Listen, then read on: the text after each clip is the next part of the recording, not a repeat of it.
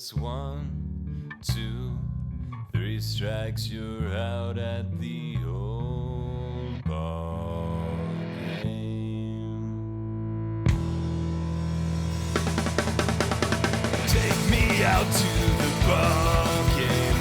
Take me out with the crowd. Buy me some peanuts and Cracker Jacks. I don't care if I ever get back. Let me root for the home team.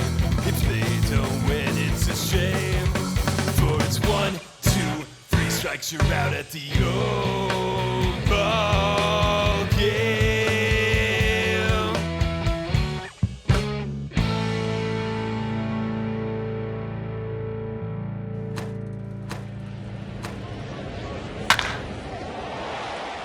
Welcome to Let's Get To, the baseball show from the fan's perspective. Let's Get To presents the first pitch. Opening thoughts from James Christopher. And welcome to Let's Get To. I'm your host, James Christopher, and we have a great episode today. A lot of our focus is going to be on the beginning of the postseason for the NCAA Division I. I don't know what you call it in baseball. It's certainly not the bowl subdivision. Remember when it was easy to understand college football? But this isn't about understanding college football. This is one of those sports in the NCAA level where we actually do know who's going to win a championship because you got to play a bunch of games. And that is the beginning of postseason for the NCAA baseball season. We've got a lot of folks on to talk about it. And I'm very excited because I have a special place in my heart for college baseball. I am a graduate of the University of Texas, a 2-time graduate. I am clearly someone who bleeds burnt orange. I'm happy to say that the eyes of Texas are upon me. And some of my very first favorite memories as a student at UT were on the baseball diamond at the baseball game. And, you know, was a much older freshman. I didn't enroll in UT until I was 28 after the Army and stuff. And so I didn't have a very normal college experience. I was already married and I had a kid and I had a home and all that stuff, right? So the idea of meeting members of the opposite sex and randomly, whatever. Anyway, this isn't a therapy session. But no, I didn't have a very normal college experience. I didn't go to parties. I didn't do some of that other social stuff. But I was at the ballpark literally all the time. I was one of those guys who would schedule a class on a Tuesday, knowing that it would end and I would have just enough time to get to the Disch to watch the baseball game. And while I was there, the baseball team was good and it was enjoyed a lot of success, going to national championship and winning it in 2005, Augie Garrido, all of that stuff. And I find it weird when I run into people who don't like college baseball. And part of it, I think, is as stupid as it sounds. It's the sound of the bat. You know, it's not aluminum, it's a composite bat, but people, I think, have some sort of, for lack of a better term, prejudice against the fact that they don't use a wooden bat at the college baseball level. If you've never watched college baseball before, one, finish watching this episode. We've got some people on that are going to tell you why it's awesome and why you should be paying attention. But college baseball will provide some of the most tense, some of the most enthralling, some of the most gripping baseball stuff you're going to see all year. From a tension level, from a competitiveness level, from a anything can change at the swing of a bat level, it's honestly no different than what will happen in the playoffs in October. Except that in a lot of cases, it's win or lose one and you're out. You know, you do have a certain double elimination factor, at least at the beginning, but it is tense. It is stressful. I think about Arkansas last year. Sorry, Scott, or 2 years ago, excuse me. We've had a very competitive baseball season, and we're going to talk to our guests about why that is and how that's worked in the landscape of the sport. But I highly recommend, if you've never watched it, check it out. And while you're at it, check out the girls' softball postseason. They're a little bit farther ahead than the baseball is as far as their schedule. And I watched Missouri play James Madison the other day, and the emotion when little James Madison knocked off Missouri was awesome. And one of the things I like watching, female sports in general, but in particularly softball, there is a certain degree of fun that's being had clearly on the part of both teams. The emotions are here. The emotions are expressed differently, in some ways a lot more positively, it seems. There is less willingness to show up the other team, and it's more internal about that group of female athletes that have gone that far. You see it in volleyball as well. And so it was an excellent game. I was gripped the entire time, so I highly recommend checking that out. So again, there's about to be a lot of baseball to watch on ESPN. A lot of really good teams, a lot of really good talent that, because of how 2020 worked, these teams are more stacked than ever. So highly recommend checking them out. But that is what we're talking about today. Like I said, we have a great show. We're going to be talking college baseball from all angles, so stay with us. On deck, the Let's Get To interview. So we are super excited to welcome, you guys know him on Twitter, you know him all over the place, Apollo Dez. He is one of the brainchilds, I guess, or Apollo Media is his brainchild. But we're here to talk about his show about college baseball. We are excited to welcome Apollo Dez to the show. How's it going, man? I'm good. Thank you for having me, bro. It's the best time of the year, right? College baseball, regional time, and the chaos is about to start. The chaos is the best way to put it, because it really is. I find myself having to explain to people that college baseball is actually awesome. Yeah. And you should be watching. I guess let's go in broad strokes then, man. Like, you obviously love it. You dedicate your time to the Road to Omaha pod. Why should people be falling in love with the ping, as they say?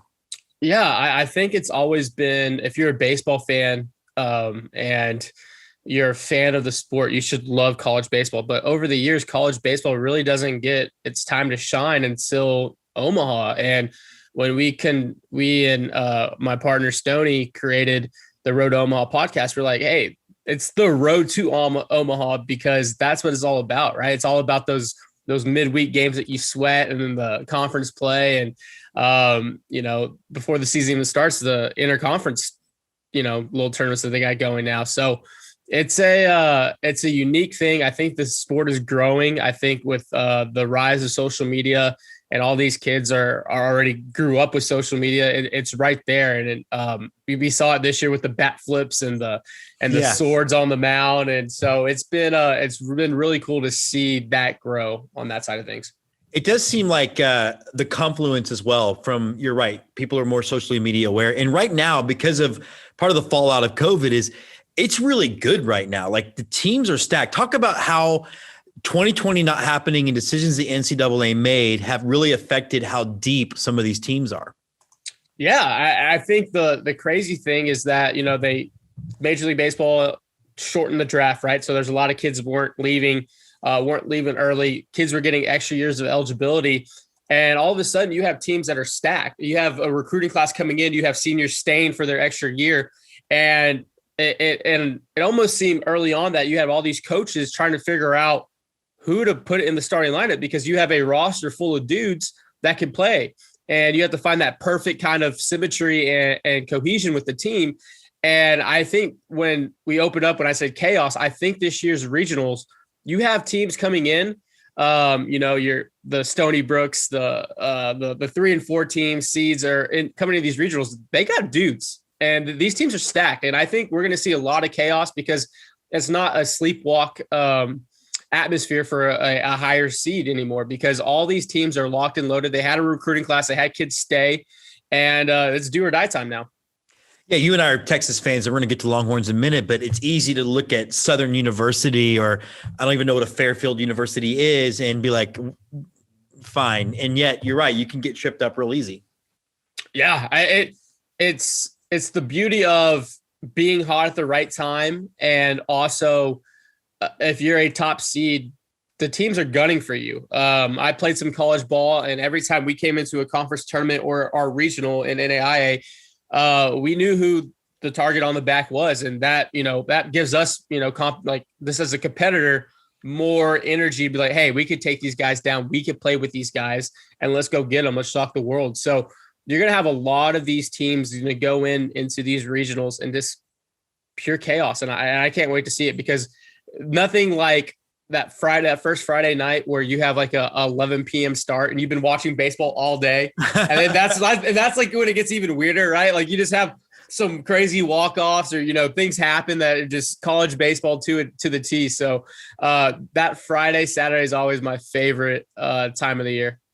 Let's talk about then the bracket then. And you've got Arkansas at number one. One of the co-hosts of this show is a huge Razorback fan, and that stupid Woo Pick Shuey bullshit. But let's talk about some of the top seeds, though. I mean, is Arkansas, do you think, the number one seed in the country? There's a lot being made about Vanderbilt squad.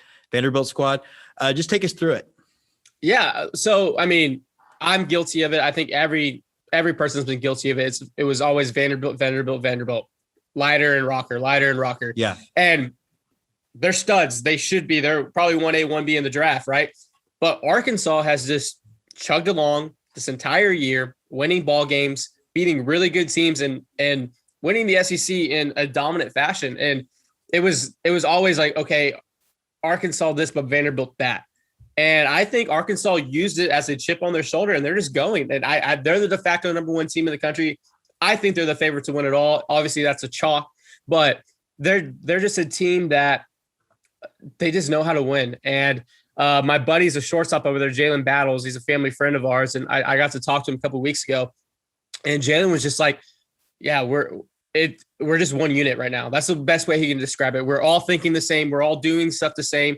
And that's really rare, because when you have a team of, 30 dudes, that's hard. They're all talented. They've all came. They were the best player in their small pond. Now they're in a really big pond, and they're all thinking and doing things the right way. And they're all picking up each other. And we're seeing that they're getting big hits. They're getting big strikeouts from guys coming in. Yeah. I just think Arkansas is just as sickening as it is to say. I think they're just the team to beat. They are. And, I was looking through the bracket, which regional do you think, you talked about chaos, is the most prime for chaos? I mean, which team do you see having a team out there that might jump up and beat the top rated seed? Yeah, I think it's a little biased, and obviously this is a Big 12 homer. But I think Oklahoma State's going to upset Arizona. I think they're playing really good baseball, and they could take Arizona down. Duke, that Tennessee regional is tough. Wright State is no slouch. Liberty's playing good ball. Duke is probably the hottest team in the country, and Tennessee, who's honestly played as good as baseball as Vanderbilt, they got stuck with I think the death regional, because that's 4 really good teams there. And I think there's going to be chaos in there. I wouldn't be surprised if Duke made it out. Yeah, I was wondering too, like what you thought about Oregon State coming out of that one regional. I always feel like they played decent baseball up there. Yeah, it's something about Oregon State, right? When the calendar turns to June, they just turn it on. It's something along the lines with, we saw it with South Carolina over the last, over the 2010s. It seems like Oregon State does that. I think they're going to do what we expect them to do. But I wouldn't be surprised if they drop the ball, because it's been that the battle of the Pac-12 this year has been so up and down. Yeah. And it's been really good baseball. Don't get me wrong. It's been on our podcast. We became Oregon Duck fans really early on. We joke around. We're like, we're going to get a pet Oregon Duck if they make it to Omaha, but it's been really good baseball out there, and the Pac is just slept on. They don't have a really good way to market their product. I guess it's obviously on the West Coast and stuff like that, but Oregon State, they have TCU. TCU's playing really good baseball. Obviously, they won the Big 12 tournament. Schwarzenegger and the guys, they know how to win. They've been there before, right? Yeah. It's not nothing new for them. And he turned down A&M, so that tells you he's smart. Yeah, he did. And so I was actually a commit to TCU for a minute before I tore my knee up, and that scholarship got revoked. But I spent a lot of time with Schoss, and at that time Whitting and all those guys are now at U of H. But Schwarzenegger was one of the best baseball minds I've ever talked to and spent time with. he knew every single thing about me and my family. I was, obviously not a big Herald recruit, but Right. the little details is something that really stuck out to me the most. And it's really cool to see him operate and continue that success because, like you said, he turned down the A&M job. The A&M job is there for some coach to come in a area that has a ton of talent, in a state with a ton of talent. In the SEC, you have a lot of selling points for recruits. Yeah. He's decided to stay in Fort Worth, and they just went up there. So Oregon State could give a run for them, but I think TCU is going to take care of business. Well, let's talk about the top program in the state and arguably one of the top programs in the country and the team that we're both a fan of, University of Texas. One, why does Texas come out of this and end up to Omaha? What do you think are Texas' biggest strengths? I think their pitching has emerged. Very obviously, that's the easy line to take with Texas is their pitching. If it's weird that we're sitting here in June talking about the number 2 team in the country, right? Because they got their butts handed to them that first weekend against all the SEC schools. Yeah. And I was like, oh, here we go again. Like, this isn't great. And they've just stacked wins. They found ways to win series. They had, I think they were one of those teams that Pierce had a ton of talent and he didn't know how to piece it together. And then once he found that formula, it's just produced W's. And it all falls down on pitching and timely hitting. The bats have kind of gone cold over the last 2 weeks. So hopefully Southern is a little tune-up game for them. But the Disch is going to be rocking. It's a tough place to win at. Yeah. We've seen it over the course of the last, 2-3 decades, even to the Augie days. It's tough to win in Austin. And so the crowd's going to be there. The boys are going to be juiced up. And I just think they have, they should be in Omaha, and it'd be a great disappointment if they're not. One of the things that I want people to know about the Texas fandom, Texas, obviously it's a football school because we are in the state of Texas, but it's also a baseball school and they love that program. Let's say they stumble. I don't see them stumbling in the regional. Let's say they don't get out of the super regional. You pointed out in our pre-show talk that Florida looms, right? And they've always got a good ball club. We saw the reaction of Longhorn fan after the basketball team collapse. Correct. Let's say the worst thing happens. Are Texas fans like, you know what, we're still on the right track? Or do you see a similar size meltdown? It's Texas is back. The running joke, right? Until they're back. So I think. Thanks, Sam, by the way. I think the meltdown would be warranted for sure. I don't think Pierce's head is on the chopping block because Del Conte, the AD at Texas, has dished out a lot of money to bring in Chris Beard and Steve Sarkisian for basketball and for football. And to then go for a third coach in 1 year, be almost unprecedented, especially at Texas. But the standard is Omaha at the University of Texas. I spent time with Augie Garrido and Skip Johnson. A lot of my teammates went there, recruits there, or got drafted and didn't end up going there. So I spent a lot of time with them at camps, and I got to see the waning years of the Augie Garrido run of Omaha's at Texas, and to see how he operated. Even then, it was like a military camp. Augie Garrido is one of the greatest baseball minds we will ever have in the history of Earth. And to see how he operated and see what the standard is, it's crazy. It's different. It's a different beast. I know it's all about the SEC. I know it's about Vanderbilts and the Arkansas and stuff. But at the end of the day, Texas is a blue blood. Texas is Omaha in its DNA, and that's the standard. So as a fan, the warranted of being upset and wanting heads to roll is perfectly fine. But I think the DNA of the culture of that university and team has them playing at least in the supers going to Omaha. Yeah, and to bring up your point earlier, you talk about these smaller schools. If you take down Texas, you don't buy a drink for the rest of your life and wherever you're from because you beat Texas. I want to transition real quick and talk about some of your other endeavors. Show off your T-shirt. You guys are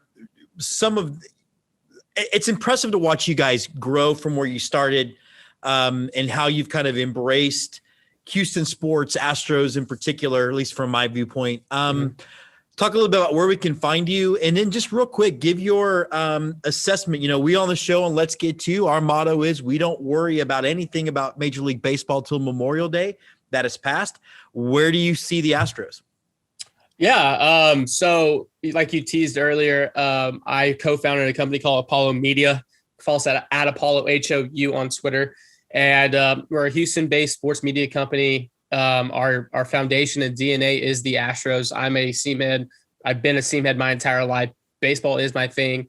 But we're branching into the Rockets, and then we'll get into the Texans as well. Obviously, we're doing college baseball. We're doing other things as well.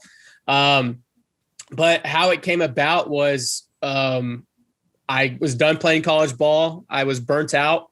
I was sick and tired of going to the cages every single day and practicing.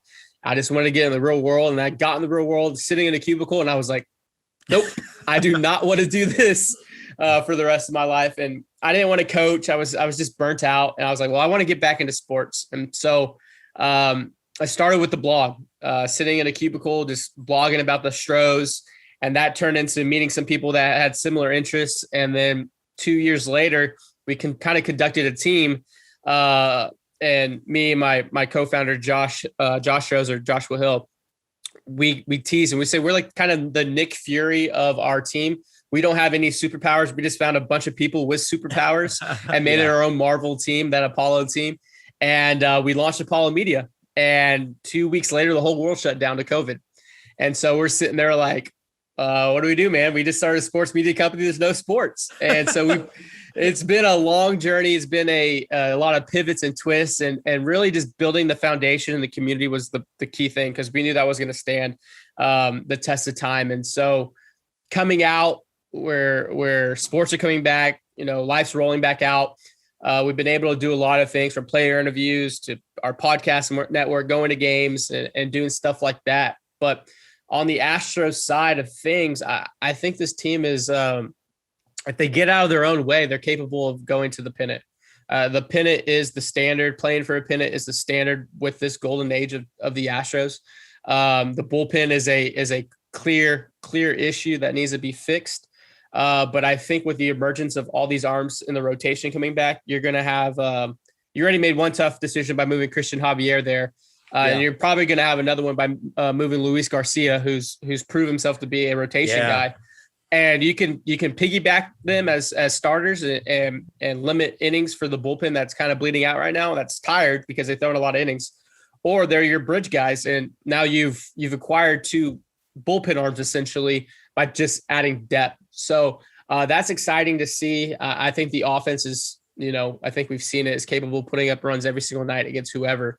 So if they figure out that back end bullpen thing, and I think there's a growing tiredness of the Astros Twitter and fan base, but I think a lot of it's a 60-game PTSD, right? Last year was a unique year. It was a 60-game sprint. It's never been done before, and everything mattered. Each game was like worth 6.5 games or something like that. So I think now that we're getting into the dog days of summer, we're about to hit that 60-game eclipse mark. We're going to realize, like, hey, we still got 100 left. There's a lot of season. Like, it's gonna eventually get there. And I think that PTSD of just that 60-game sprint is sitting with the fan base when it shouldn't. But I understand why it is. And so once we kind of get over that little hump, the people are gonna be like, oh, okay, yeah, we're back to this grind. We're back to this, August 9 p.m. start in Seattle where, does this game really matter? And they all do it over 162. But I love the saying, though, that baseball doesn't start till Memorial Day. I usually say that with basketball. Like, basketball doesn't start till like after Christmas. So I like that a lot. But I think the Astros are in a good spot. I want to say, just before we go, like, it's been cool. Like, we tried our best to share your stuff when you launched. I don't remember who it was that sent us your first video before it went out. It's been awesome. And I think for me, the moment you guys made it was John Boy, who I try not to speak of him on this show, started releasing some pro Astro stuff in the playoffs. And there was an Oakland A's fan who said, don't go to them, go to you guys. And I thought, First of all, disingenuous on this guy we already know he has no integrity, but the idea that other fan bases are saying you guys are where to go to for Houston stuff, I thought that was super cool. So congratulations. I appreciate that. Thank you. Yeah, I think that was a big moment. And then when Carlos and Lance were starting to reach out to us and say, hey, can you do this for us? Or can you get us this? And I was like, kind of, pinch me. This is real life now. And just kind of maintain that success and building off that each and every day. It keeps me up every single night. If you can't tell on camera, I haven't slept in weeks, but it's been great. I thank you for your support. I'm just also excited to step away from the Astros a bit and enjoy college baseball, because these regionals coming up, there's going to be some damn good baseball. I think across the board, every game should be a dogfight. We're excited about it too. He goes by Apollo Des on Twitter. We're going to have all your links down here, man. Thanks so much for taking some time and jumping on Let's Get To. And go Horns. Problem. Go Horns, hook 'em. Let's Get To presents the McEntire Mule, the Scott McEntire baseball experience. All right, so we are jumping on to the McEntire Mule. And first of all, Scott had a great idea about a great team, and then Pitt didn't make the postseason. So we did some scrambling while I'm in the lobby of the U-Haul rental place. Figuring out Is that where you were? I was. No, so we got to tell the. I mean, look, Pitt has made like 2 NCAA tournaments for freaking ever. Yes, I'm talking about the Pitt Panthers. Yeah, which may be better than the Pittsburgh Pirates. But anyway, different story for a different time. We have a great. Hey, they're lined up. They're going to host a regional. This is going to be incredible. And they finished the year on 1-8 and don't even make the postseason. Thanks for coming. Drive home safely. Yeah. Thanks, Pitt. Appreciate it. All that show prep. Appreciate it. Yeah. Thanks a lot. But, we did want to talk about something. And it was funny. You had an idea, and we're going to talk about the way the tournament works. And it's only funny when I listened to, like, honestly, after you had said that, what we're going to talk about, I was listening to Craig Way's show. He's the voice of Longhorns. And he said, yeah, times in a tournament, if you're not game one, are really just loose suggestions. Talk a little bit about just how ridiculous some of this can be. Yeah, I mean, you're trying to get 4 baseball games in one day for some of these tournaments. 4, really? They last 3.5 hours to begin with, and then you need 30 to 45 minutes to get the field ready, get the teams loose, and get ready to go again. So you, at a bare minimum, you're looking at a 4-hour gap in between, or from the start of one game to the next. And that's hopefully if everything goes well. So we know, let's just make it clear. Things don't go well. They don't play indoors. Number one, it rains in May. I don't care where you are. Now this is, this goes crazy for basketball tournaments, but at least you've got some control over the weather, right? Unless you're the SEC tournament when the tornado took it back, took out the Georgia Dome, whenever that was, 25 years ago. Yeah. Otherwise, if you're on a baseball field, you have no idea what's about to happen. Is it going to rain? Are we going to sit here for an hour? Or are we going to sit here for 2 hours? And there were crazy planned anomalies that happened. And then there were crazy unplanned anomalies that happened. But my absolute favorite, comes to us in Ruston, Louisiana for Conference USA. Massive field renovations. Great ballpark now there in Ruston. And Southern Miss and Western Kentucky were supposed to start, I believe it was 8:30. But a little bit of weather, some extra innings in the games before, and they decided we are going to play 45 minutes after the end of the game before, no matter how late it is. Western Kentucky and Southern Miss started their game at 12:15 in the morning to a crowd of about a dozen who I would have been probably there, dude. I would have driven from home, being like, yeah. Yeah. Well, the worst part was Western Kentucky got beat 11-1. So you stay up until after midnight to start your game, and then you get the dog stomped out of you. Well, odds that one of the play-by-play guys said, wow, they're really sleepwalking through this one. Well, they were probably snoring in the booth also. The funny part was the announcing crew, and I cannot remember the guy's name for the life of me. It was on ESPN Plus, and I was in the right place at the right time to watch it. He said, I'm just trying to do math to figure out how I'm going to get back here at 9:00 in the morning to call the next game. Because that's when the next game was scheduled. So you think about the field crew, you think about the concession stand workers, you think about the GM of the ballpark or whoever. you're there until we know firsthand from working with these guys, it's at least half an hour after probably closer to an hour after the game before they leave. So this game ends at 3:15, 4 o'clock in the morning. They get out of there. You turn around, you got to come back. You're at the ballpark 7:30, 8 o'clock. Yeah. Now here's the crazy part to me, Jim. They talk about, but we need for some of these teams, it's their opportunity to showcase in the postseason and make the NCAA tournament. Do you really think it's fair if you can't start a game until after midnight to dump those chances on you making the NCAA tournament? Is that really fair to the teams involved? I don't know. It's Oklahoma State and Oklahoma played a great game in the Big 12, so it doesn't just happen to the smaller conferences. They didn't finish till after 1 o'clock in the morning. So and it was like a 5-4 game. So how good are you at your athletic skills, even if you're 18, 19, 20 years old, when it's the wee hours of the morning? I do also want to mention I've been in Ruston, Louisiana at 2, 3 o'clock in the morning. There's not a lot going on. People should have been at the ballpark. People should have been at the ballpark. Yeah, you're right. I mean, they need to start thinking this logically and build in an extra day of the tournament so that way you can shift things in a way that makes sense. Agreed. Or here's my idea. For the first couple of days, they do this during the regular season. It's common in college baseball. You've got a 3-game set for the weekend, and rain is coming in on Friday. So you move Friday's games to Saturday, and you play at 7-inning doubleheaders. Why not do that in the first 2 rounds of a tournament? If you've got to get 4 games in, play 7 innings. It's good enough during the regular season. Yeah. And by and large, for most of these teams, the game, I hate to tell you, it really doesn't matter anyway, whether you're going to make the tournament or not. 7-inning games. That way these guys aren't playing at 12:15, 2, 3 o'clock in the morning, or as it was planned by the American Athletic Conference, they started their games at 8 a.m.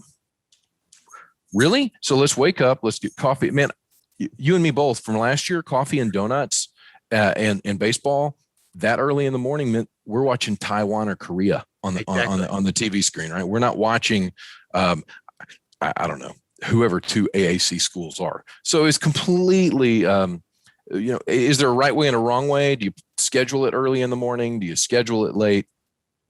I don't know, but 7-inning games might be the way to go, at least the first couple of rounds, to kind of whittle down what's going on. Especially since usually in those conference tournaments, it's a double elimination anyway. So if you drop a 7-inning game, it does, and then maybe go to 9-inning games when it's your elimination game.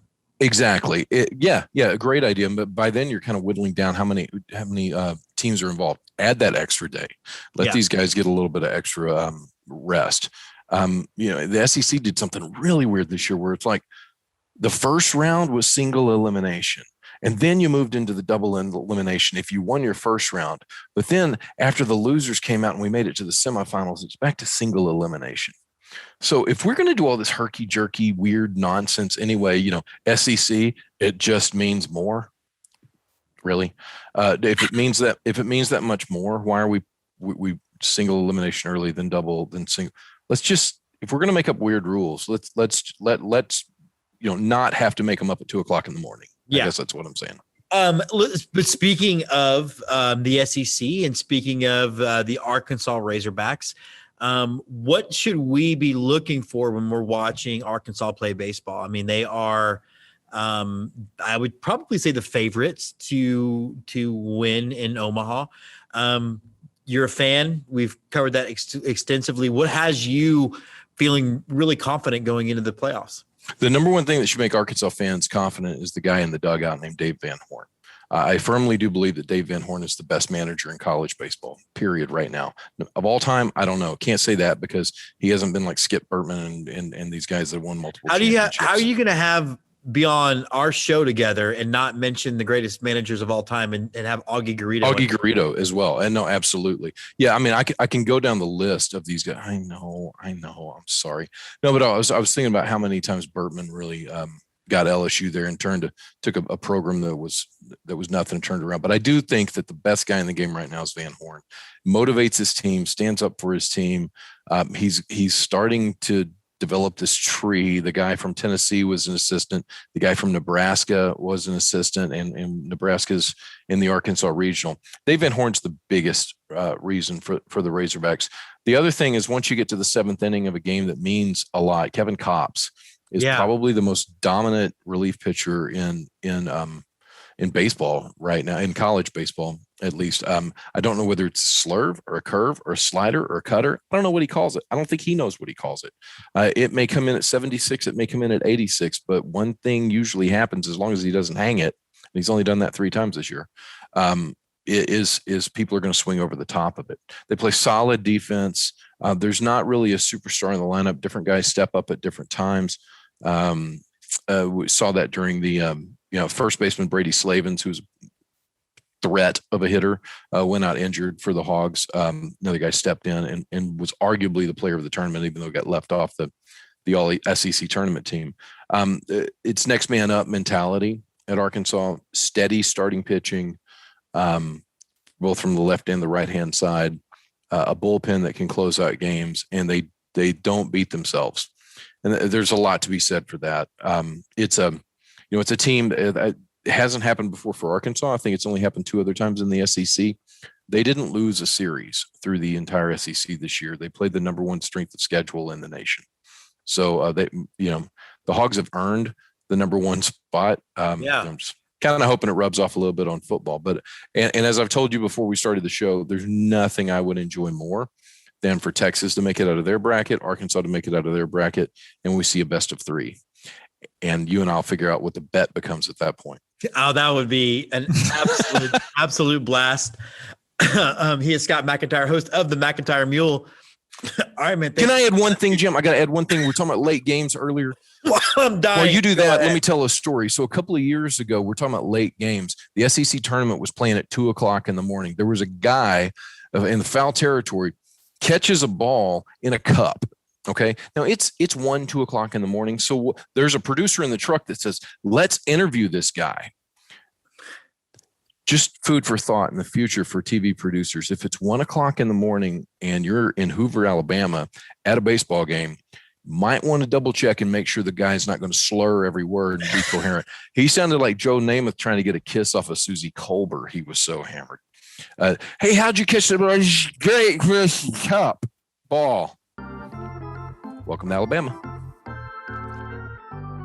Who's on first? The Let's Get To Local 9, brought to you by Zoomer Sport. So we are excited to welcome Dan Corbin. He is the general manager of the Waterloo Bucks, which, Dan, among other things about what you've done with the Bucks, you've created the cap that my wife says I look the best in. So thanks for that. Thanks for being on Let's Get To. Yeah, Jim, thanks for having me. This is great.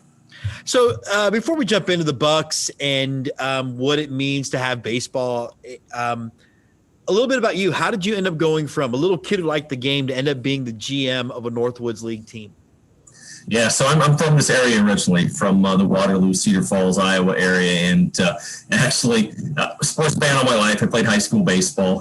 Wasn't good enough to play college ball, but my dad was the PA announcer for the University of Northern Iowa for baseball, and I'd tag along and play music for UNI games when I was in college. So this is something I wouldn't even call it an internship, but it was just hanging out and helping out the baseball team, so to speak. They played when they had a program, their games at the same ballpark that the Bucks play in. And during, this is 97, during the spring of 97, the Bucks GM at the time, Eric Snyder, who's now assistant coach at Louisville, he was the Bucks GM at the time, said, hey, I need someone to do this during the summer for us. You in? I did an interview. I interned with the team that summer. 2 summers later, new GM, same concept. Hey, I need you want to be an intern with us this summer? Help us out. Same thing. So I interned with the Bucks 97 and 99, and went on, ended up getting my master's degree at University of Texas in sport management, Hood and Horns. I love the jersey behind you and the burnt orange you're wearing right now. And it's apropos that we're talking about the College World Series today, with them being what I think they're the 2 seed. But 2 seed, yeah. Yeah, but so went down there, did some stuff at Western Kentucky University, and ended up coming back, which was basically a Christmas break in 02. Stopped in to say hi to the GM, turned in to be a job interview, and the next thing you know, I'm hired as assistant general manager with the team. And so assistant GM from 02 to 05 with the ball club, promoted to general manager for the 06 season, and have been loving it ever since. One of the things I was struck by is your bio on the Waterloo Bucks team page is how engaged with the community you are. And that is, to me, minor league baseball and collegiate summer league baseball in a nutshell. How big or how important are the Bucks to the Waterloo area as far as just a place for the community to come together? Yeah, I tell you what, this is I call it a thing to do in the summer. Now, there are a lot of options here in the Cedar Valley, but we try and be as proactive as possible in getting our players and mascot out and be part of the community. We started our Bucks community initiative a few years ago, just trying to put all the community initiatives we have in one pocket. Obviously, COVID hampers what our players can do in town. And last year and this year they're in a bubble, so to speak. But we play 72 games in 76 days. So a lot of times they're getting off the bus at 4 a.m. and to ask them to be at the 9 a.m. Food bank deal is kind of tough. So we do what we can when we can. But we try and be an integral part of the community in season and out of season. And we're just not here to make a quick buck and sell some tickets. We want to be good members of the community and be very active as much as possible. So we try and this ballpark is used. I think we're having 12 or 13 different high school tournaments. Oh, great. And baseball in Iowa is different because they start their practice May 1 and their opening weekend was May 24th, their opening day. So we're going to have tournaments with high schools all over the state coming in and playing here through mid-July. And not only just the baseball aspect, being out there and being able to participate in, community parades. Our mascot went out to a Little League, just their last weekend series. It was last Friday, the last games they played over in a town in Gilbertville, and just to say hi to the kids and congratulate them on a great season. So the more we can do, I always wish we could do more, but the more we can get out there and be part of the community, the better. I'm new to the Northwoods League. I discovered them by mistake when the Bismarck Larks were pretty much the only ones playing baseball at any given time. So flew up there, and now I'm in love with it. I've been watching ball games on there. I watched you guys the other night. That's very part of them, though, right? Like you guys are both things. You are community partner. You're also developmental league, but you have a minor league baseball environment in your game day thing compared to, say, the Cape Cod League, which doesn't necessarily do that stuff. Again, how important is just that game day atmosphere to your fans? Yeah. So to expect someone to come and just sit for 3 hours and watch baseball, you're not going to sell any tickets. You're not going to do that. So what we want to do is provide the minor league experience. We're the minor league team in town, whether or not we're affiliated with anyone. But we're seeing the same talent you probably would a couple years ago in low A, rookie ball. I mean, these guys just decided to go to college, right? Last year we were stacked because we were one of 5-6 leagues that were playing. So you go through the lineup of Araj Anu, Zane Washington, I can go on Jalen Smith, guys that are going to play pro ball, probably play Major League Baseball. But the kids in town, not our players, but like the children, they come to the ballpark, think this is a minor league ballpark. They get autographs after games. They're idolizing these guys, and it's fun to see players come back from year 1 to 2 to 3 and have that little cult following. Patrick Ferguson's a kid whose player's been here for 3 years. He's finally graduating from Gardner-Webb. But Ferguson fan club. You had people that followed, and hey, that's the Ferguson kid. He had another home run tonight. But we try and make it as entertaining as possible with in-game promotions. We have a 474 square foot LED video board that has done wonders for us. And then the daily specials and in-game giveaways. Opening night, 1,000 posters to fans, 1,000 magnets the next night. I'm trying to think of Saturday. Every Saturday game is fireworks night. We'll have our Star Wars. We won't have Star Wars this year, but we'll have our Pink Out breast cancer awareness jerseys and our 4th of July military heroes ceremony with jerseys with the proceeds going to the honor flight. So we try and do it just like the minor league clubs do. And I love that you're supporting Honor Flight with that, because it's such a, for those who don't understand, can you explain what Honor Flight does for those people who don't really know? Yeah, so basically it brings local veterans who served, and they take a flight out to Washington, D.C., and they show them the Vietnam Memorial Wall. They show all the military exhibits, so to speak. And it's a very emotional thing to have, veterans accompanied by their kids to go out and see, find names that they served with on the wall. It's pretty cool deal, and it just raises money to get these individuals on a flight and go see the monuments and kind of remember some of their history. And we've had great community partners to help us do that on a yearly basis. And I think y'all are the only team. I'm a vet, and so I kind of pay attention to that kind of stuff. And I think y'all are the only team I've seen do something that specific. And having seen my father-in-law's dad, who was a World War II aviator, get to do one of those before he passed. And you're right, it was incredibly emotional for him. Before we go into some of the other things you guys are doing, talk about the absence of Star Wars night. And I think, look, we talked about it on the show before. I don't begrudge Lucasfilm for saying maybe this is the year we take that off the table. Particularly think about it going out of March when those decisions are made. They don't really know what the pandemic was going to be. So, but is that going to really affect you guys? I mean, how big was Star Wars night for people? It's probably one of our top 5-6 games. End of the year, it's just one game, one of 36, right? But it would have been cool to do that, but I totally get where they're coming from. They have to make decisions early. We've had a couple sponsors shift their sponsorship dollars around from sponsoring games to different in-game advertisements because back in February, March, they didn't want to be associated with large crowds if and when we get to that point. So I understand it. But end of the day, it's one of 36 games. It'll be great to have that back on the docket in 2022. We're ready to roll, and it'll be easy then because we can just write down what we had planned for 21 and probably 2020, and hey, here we go. We're ready to roll. So. That is making lemonade out of lemons.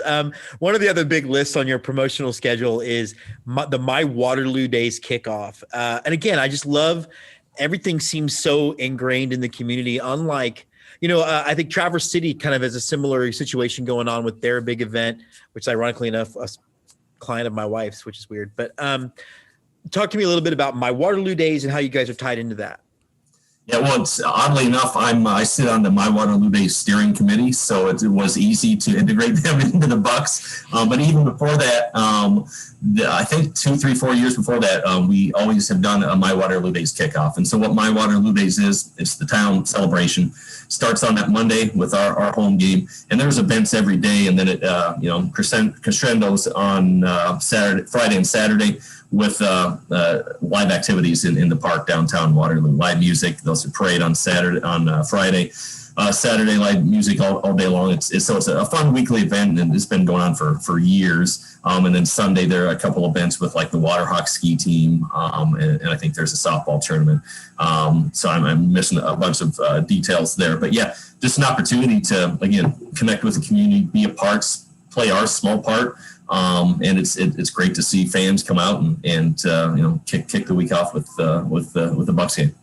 I am bummed I'm not coming out then because this sounds like I think I'm going to miss it by about 2 weeks. It sounds like a blast. So what date are you coming? I'm trying to think what we got going on. I feel like I'm the 20th of June. Does that sound right? Okay, so that's a Sunday game. We got games 21, 22, but yeah, right around there. I think I'm the following Monday game. I think I'm the 20. Yeah.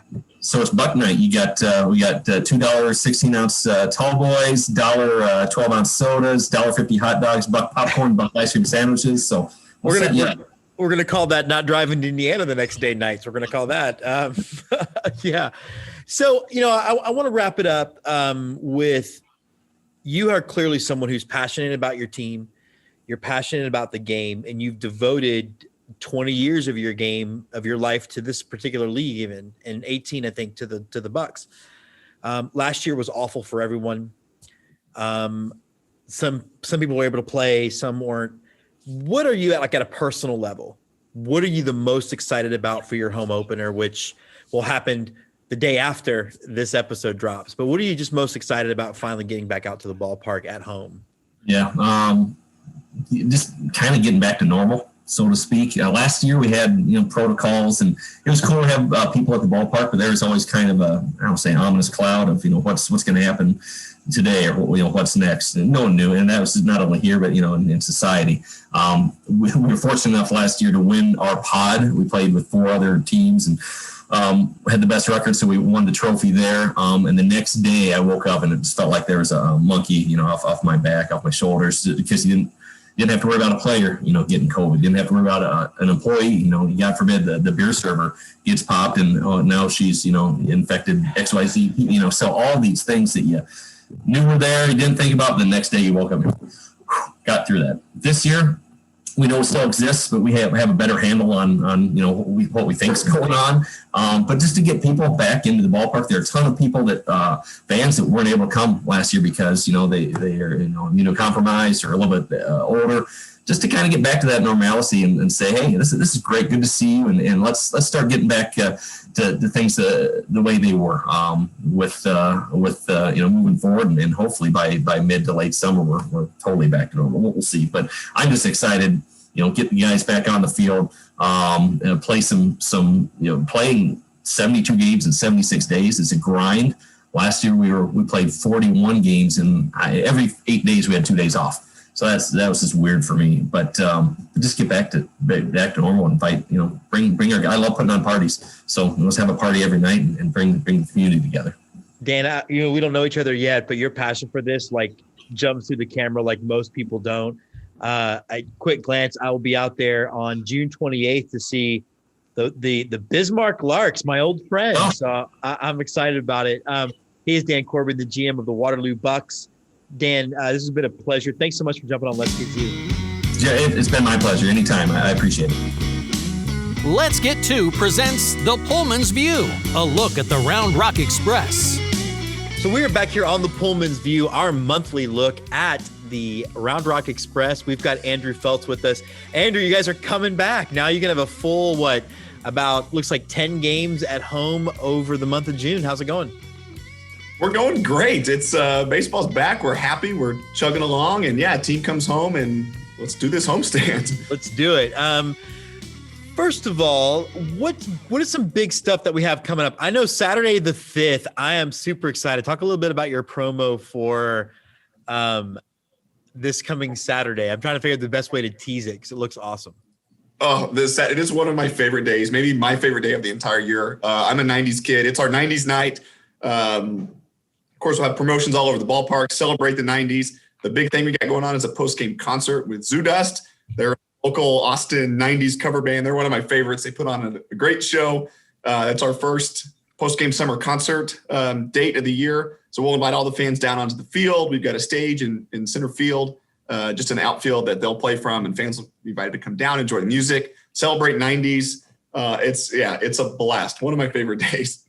I definitely recommend it to fans who want to go see a concert. I saw the only time I've seen them. Oh my God, Andrew, help me out. The 80s cover band in Austin that everybody loves.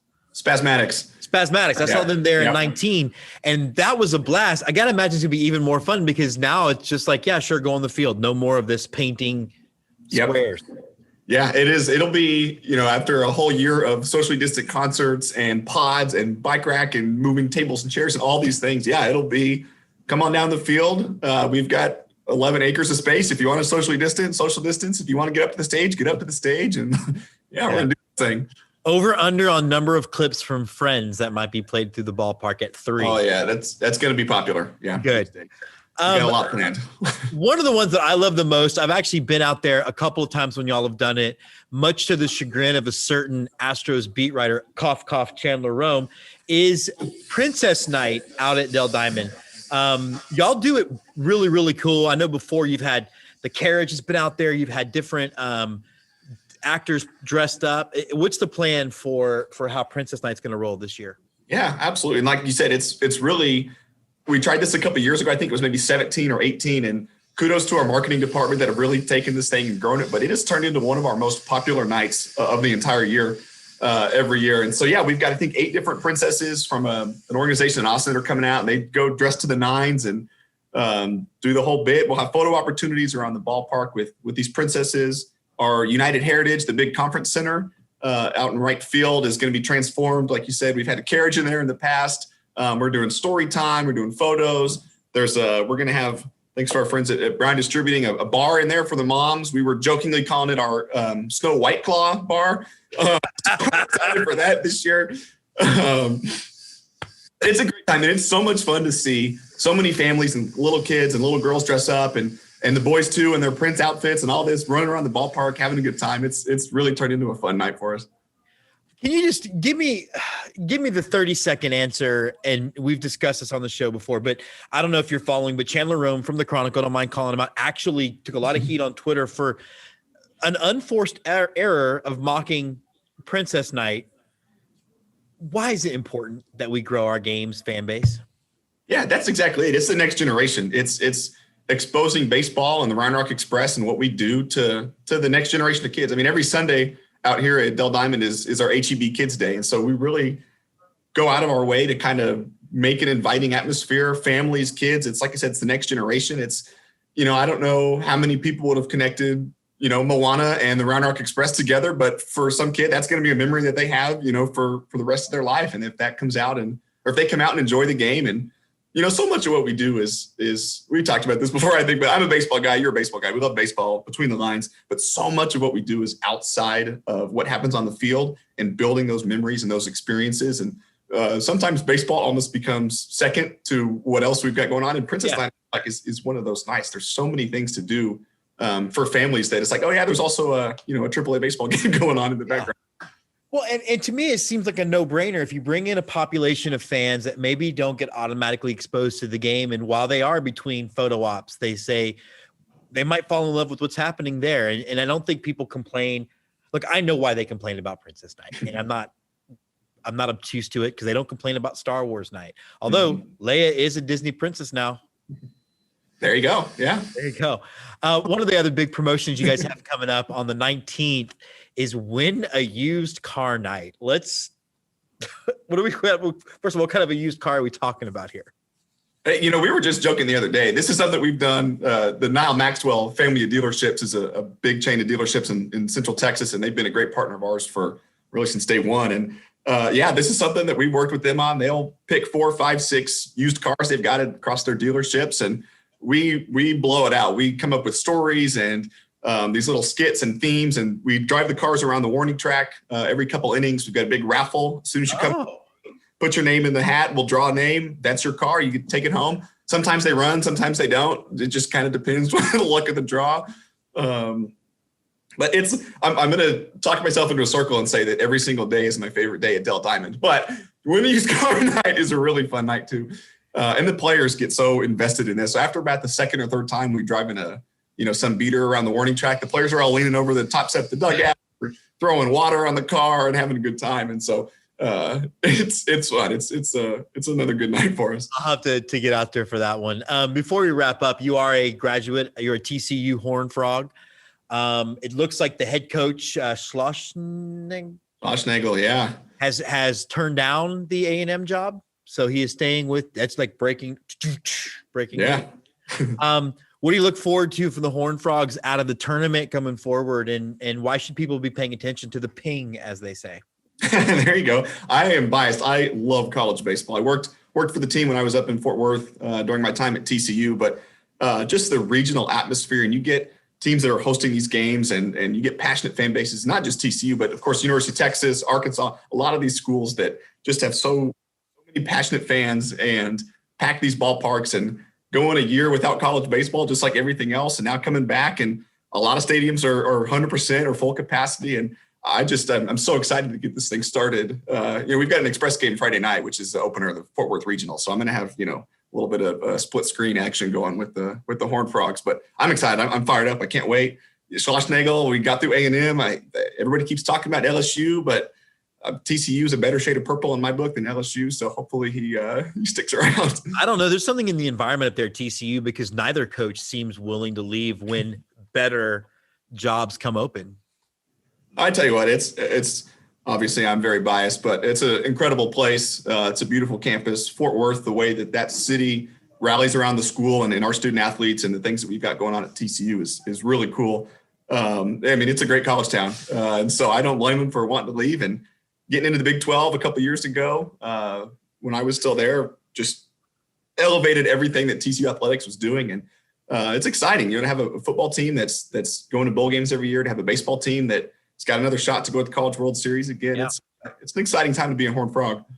I tell you what, the biggest insult to Fort Worth is that they keep including the word Dallas in it because Fort Worth is Fort Worth is top 3 favorite cities for me in the state of Texas. It's a big city that feels like a small town, and I love everything about it. Yeah, it was FWD when we were up there, right? Fort Worth, Dallas. And it's like people don't lump Austin and San Antonio together. Why are we lumping Fort Worth and Dallas together? It's too. Well, then you get people from Dallas who try away. to get people from Dallas who come at people from Houston talking about Dallas is bigger than Houston, only because you count 7 other cities. Right. Hey, get rid of Grapevine and call me. Exactly. He is Andrew Feltz, host of our favorite host, the PR guy for our favorite host of the AAA Round Rock Express. I don't know how that works. We could probably do that. We'll figure that out. We'll figure that out. Our favorite AAA ball club out there, the Round Rock Express. We'll see you at the ballpark next week. Thanks, man. Yes, sir. Thank you. Appreciate you. Let's Get To presents Claw Talk, the latest on the Southern Maryland Blue Crabs. We are super excited to be welcomed by friend of the show, Andrew Bandstra, and our very first monthly look at the Southern Maryland Blue Crabs, our Atlantic team that we are a huge fan of. Andrew, you guys are almost there. As we record this, it is Wednesday, January 2nd. You guys start in 2 days. Are you excited, or are you wishing it was maybe another week so you get some stuff knocked out? No, I'm thrilled. It was a little bit nice to have the team start on the road for that, exact, thing we were talking about, to have a little bit more time to prepare here at the stadium. Not exactly the start of the season we were looking forward to, 2 and 3, but it's a long season, right? 120 games this year, a little shorter than normal because of COVID. But yeah, man, I mean, I'm pumped. I'm always an optimist about as much things as I can be. So, 2 days, I couldn't be more excited. I love that about the Atlantic League, though. Other minor league teams don't really give a good golly darn about the record. But yeah, you guys are in this thing to win it. Yeah, and that's interesting. It's actually something I was thinking about last night, in that, with a couple teams like the Skeeters, of course, and as well as the Somerset Patriots, becoming affiliated. There's certainly their perks and their downfalls, but I was looking at it last night, and this is a good, and it can be a pro and a con, and that Zach Britton is starting, I think, today for the Patriots. Obviously, as a reliever, he's only going to pitch maybe 1 inning, even though he's starting, and it doesn't really matter if they win or lose. So, yes, it's cool that they have Zach Britton, but at the same time, it's just, I don't know. I'm all about winning, and when that's not always the goal on the baseball field, I think that's kind of where the Atlantic League provides an edge in terms of, just competitiveness and fun in the ballpark, and makes it more fun to watch.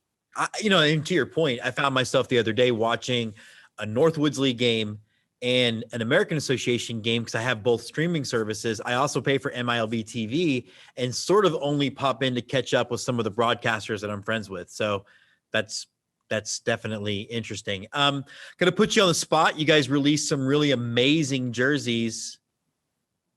Why are they not all over your website for sale, man? Those things are some of the best jerseys in baseball.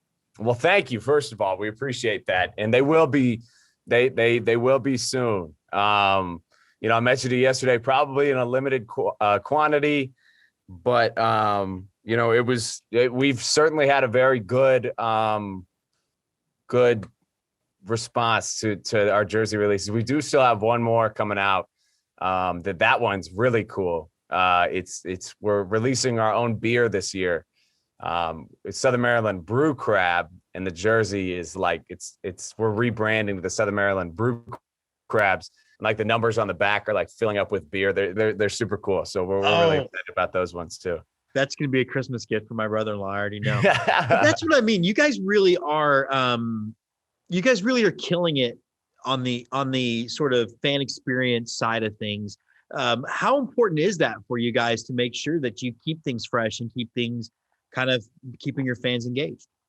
I think that's everything. And that's another area where, being in independent baseball, or MLB partner league, now you could call it, so not technically independent, but certainly not dependent or affiliated. Right. I think that's where this type of a league, the Atlantic League, for example, provides you opportunities to give your fans really cool experiences. Not that you really couldn't in affiliated, but I think that more creativeness just tends to come out in independent ball, right?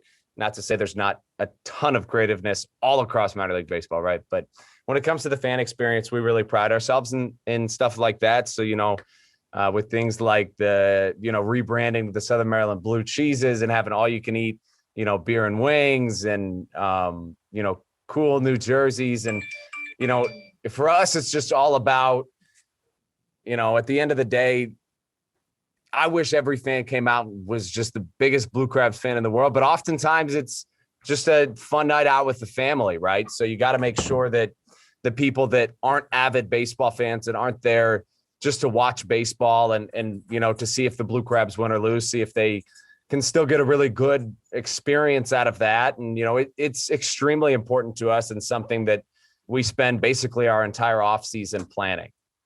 Let's talk a little bit about that then. You guys are having your home opener on Friday. This episode drops Friday morning. There's a lot of baseball that we're talking about. So let's talk a little bit about what you guys have planned for this first little bit of stretch for as far as promotions go, pretty much in the month of June before your next appearance, which is going to be in about 2 weeks. Yeah, definitely. So, our opening night, it's all about basically just all about baseball is back, right? So it's a big celebration. The way that we like to frame it internally when we're preparing for games and kind of getting everything in order, it's almost like planning, a wedding every night, right? Because there's so many things that go into it, so many things that need to be in place, whether it be decorations, people, marketing, whether it be advertisements. There's so much stuff, and of course, baseball, right? Right. But there's so much stuff that goes into it.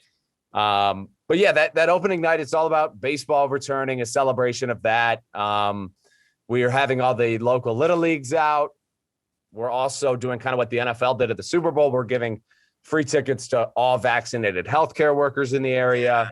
So we're really pumped about that. And that's kind of our season theme this year is that we're calling it Healthcare Heroes.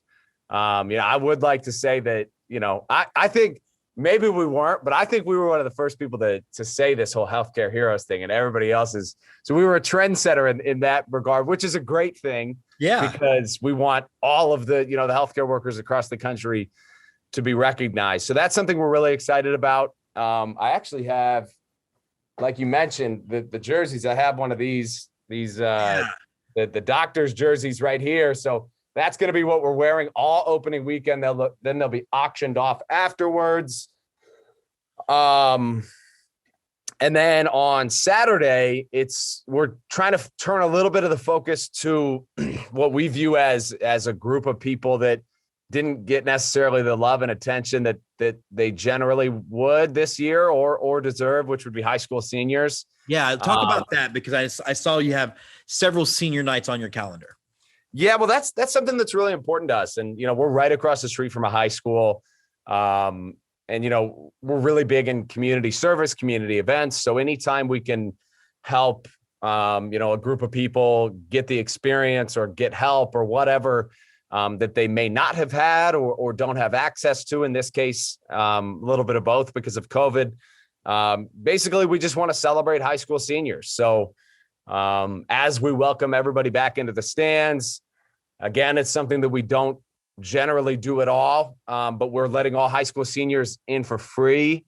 That's another thing that we generally don't do stuff like that very often, if at all. But, after 623 days of not having baseball here in Waldorf, we think it's really important to bring the community back together safely.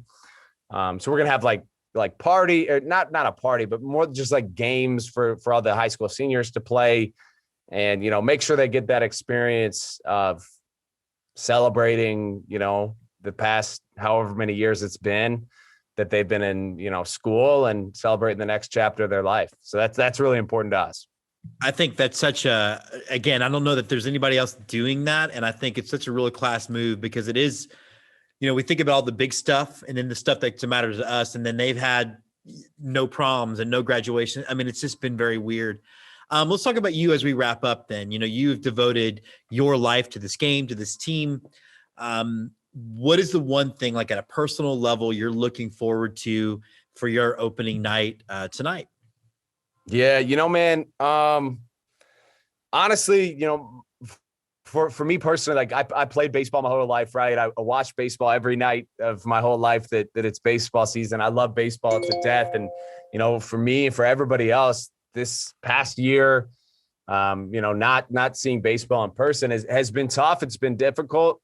But it's also made me realize that at the end of the day, baseball oftentimes has to take a backseat to humanity and to everybody else's safety. So, that's one of the things we're really proud that we were able to do over this last year, and doing things like food drives and blood drives and helping out the community. But now that we're finally here, man, I couldn't be more excited. I'm telling you, I am thrilled to finally have fans back in the stands, have cheers, smells, laughter, smell of the grass, the peanuts, the hot dogs.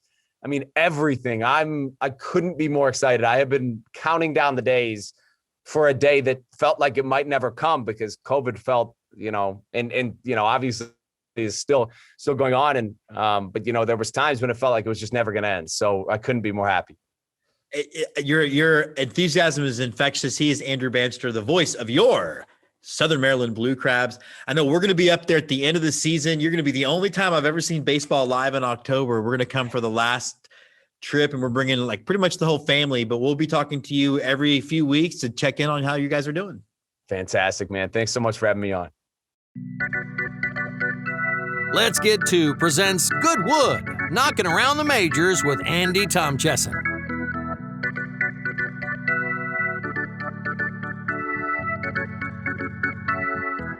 We're excited to welcome Andy Tomchesson to Goodwood. We're a little discombobulated over here, Andy. Just found I got to be out of this space in about 3 hours. Andy, we are at the sort of first third, I guess, of the season-ish. Ish. About 60 games in. What are you seeing at the MLB level right now at Memorial Weekend? Who's for real? Who's not? Are the Dodgers really going to not make the playoffs? What do you think?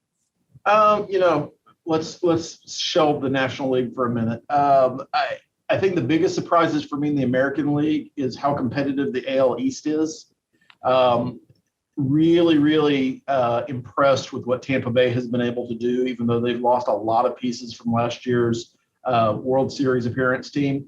Boston appears to be legitimate right now, although they've got some holes, and I'm wondering how many of those, I didn't look, but how many of their first 54 games were against Baltimore, because that might explain some things. The Yankees are there. They've been a disappointment. And if you look on Yankees Twitter, most of their fans are about suicidal. There's a whole meme going on right now of if George were alive, ... And somebody pointed out they'd lose for 20 years. So it's great when you're 55 games in and they're not only calling for player changes, but literally sell the team now. or somehow get a necromancer and bring Steinbrenner back, the original. Absolutely. Back, yeah. I think the White Sox are legitimate. I think Cleveland has been a surprise, although they've fallen back a little bit from their hot start at the beginning of the season, mainly because they can't hit. They are the recipient of 2 of the 6 no-hitters so far this season. And then you look out in the West, Oakland has been a surprise to me. Houston's been a little bit of a disappointment just from the inconsistency standpoint. The rest of the division's pretty much trash. Although the Mariners, 500 team, they've got some good young pieces. And it will be interesting to me. They brought up some of their top prospects the last couple of weeks, and at least one of them needs to be sent back down. And so it'll be interesting to me to see how Seattle reacts to that as the season starts to heat up, figuratively and literally, and where they go from there. But it looks like Oakland's going to hang around for a while. A little bit of smoke and mirrors, I think, with the Athletics, but they have the veteran presence to weather some of that storm. And you've got to think Matt Chapman's going to start hitting at some point, and that's going to make a difference to that lineup. Or play third base at Minute Maid Park in 2022. Well, that's also an option. I'd trade him for Correa straight up right now. I'm sure they would like to have somebody beside Elvis Andrus manning shortstop. Well, let's talk about the NL then. It seems like the Padres are what we kind of all thought they would be. I don't know if they can maintain it, but getting really good pitching performances. Joe Musgrove, holla. Blake Snell's been a disappointment, but I've kind of always thought that maybe he was used the phrase smoke and mirrors. That might apply to him. I'm not disappointed with Blake Snell's performance. I particularly enjoy Blake Snell's performance. But having said that, I think the Padres are legit. NL West is interesting, and the reason it's interesting is because of the Giants. Nobody picked the Giants to be leading this division at any point during the season, and right now they're a half game up on San Diego and 2 games up on the Dodgers as we're recording this, which makes summer baseball in California a whole lot of fun. I mean, unless you have to go to Dodger Stadium and you have to worry about your safety and having your car stolen and being stabbed for wearing the wrong colors, which is a thing. These days, they can do that to you in your home ballpark. So I mean, a traveling gang we saw in Houston earlier last week. So no, I think that's going to be an interesting division. Colorado and Arizona are trash, but if it sets up some really good baseball, especially when you get to the stretch run, if you've got a 3-way race between the Giants, the Padres, and the Dodgers. And right now, I like how it's stacked up where the Dodgers are the 3rd place team out of those 3. I hope it continues. Many blessings. Mr. Trevor Bauer, his agent, was apparently disappointed that the Astros would show more, and then they did. I want to talk Marcell Ozuna. Arrested. Mm-hmm. And the thing that I found interesting was some of the charges that were listed, I guess, wasn't just your standard domestic abuse stuff. It looked like it was straight up assault. I thought it was particularly worded. Saw on Twitter that the Braves have actually offered a couple of fans store discounts to return Marcell Ozuna jerseys bought this year. Right. Just taking your temperature on all of this. What should baseball's policy be when something like this happens, when he gets arrested with such strict charges? I think baseball, Major League Baseball, like the NFL, like the NBA, has internal investigation teams. So I think more than the public, they know what the truth of these allegations are. I think Major League Baseball does not have any room to play the NFL game of, oh, well, you're a star running back on the right team, so your assault charges aren't a real thing, even though we have video of, the elevator door being slammed on your wife's head by you. Yeah. I think that MLB has a chance to be at the forefront of this, to take domestic violence seriously, to take the behavior of their players seriously, and send a message. And they don't mind sending messages for other things that seem capricious and arbitrary, like, I'm going to check your hat, St. Louis Cardinals pitcher. I'm going to keep it. I want a souvenir. It might have Vaseline on it. I don't know. So when you get something more serious like Marcell Ozuna's position, I think the least that could happen is a suspension until the investigation is complete. Major League Baseball should be conducting their own internal investigations, and then a release and a ban. If it's a short-term ban, if it's a long-term ban, if it's a lifetime ban, I think that depends on the severity of the issue. But I think they need to take that stand because there's just no room in a sport with waning popularity to start being the Oakland Raiders. Yeah, the waning popularity thing, I think, is an issue I didn't really consider, but it does seem like they need to quit finding ways to turn people off. Yeah, and I think, it's interesting.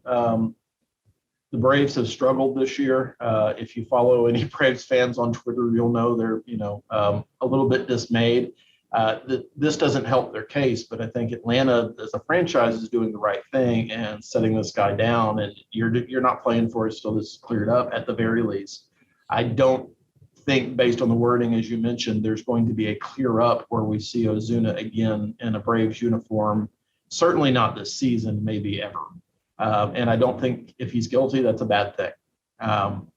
It's just, there's no room for that, which is interesting because, based on what we were talking about before, they were the challenger for the Mets. The Mets are bailing wire and spit right now outside of Jacob deGrom. They have a catcher playing first base. Kevin Pillar is playing with a windshield on his face to protect his nose, and they're still a few games up on the rest of the division. And only going to get stronger as the season goes on, even with losing Noah Syndergaard for the rest of the year. So the Braves losing one of their big offensive weapons doesn't help their situation at all from just a purely competitive standpoint.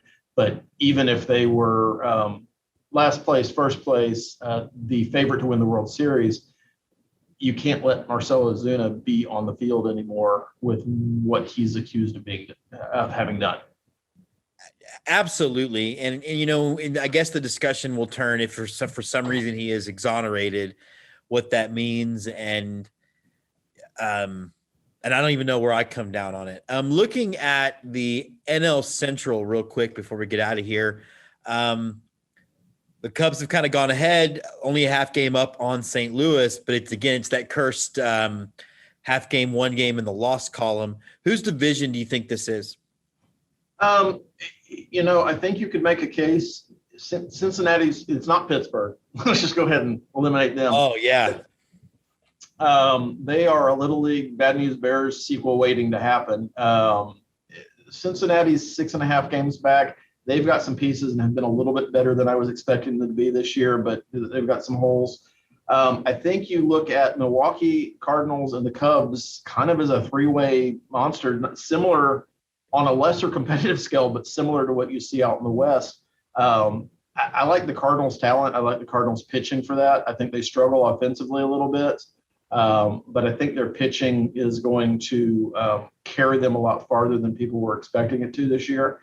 They've got to figure out how to score runs somehow. I know Scott McEntire would appreciate the fact that I know that their outfield still can't hit. And I'm sure somebody like a Rosarena, why would you want him in your outfield? Tampa Bay isn't using him. I would love to have had him in the Cardinal outfield at the end of 2020. Yeah, that would have been great. Yeah. All right. Any other outfield but Tampa Bay's. No kidding. He is Andy Tom Chesson. This has been Good Wood. Andy will be back next week. Sounds good. Have a good one. Go, go Astros, a focus on H-Town hardball. So we're jumping in with double duty, and this is our second segment with Andy Tom Chesson. Here's some how the sausage is made, but yet the first one we're recording. Very weird.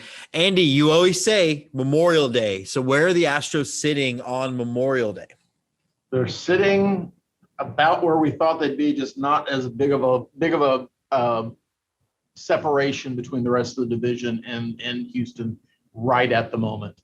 And a lot of that has been, to go backtrack a little bit, the whole piece with Memorial Day is you don't really know what type of team you have until about 60 games have been played, which coincidentally is kind of how 2020 worked out, right? It's a lot of not great baseball up until the playoffs started, and all of a sudden everybody was very focused and decided they wanted to play baseball again.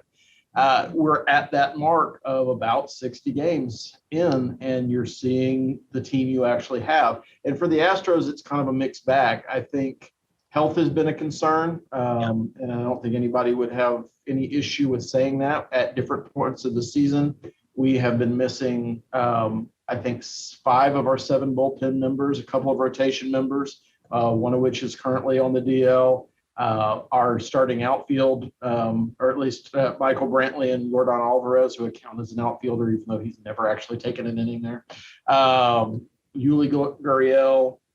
Amazingly, Bregman hasn't missed any time with a hamstring yet, but I fully expect that thing to snap off at any point, bearing the weight of the salsa empire as he is.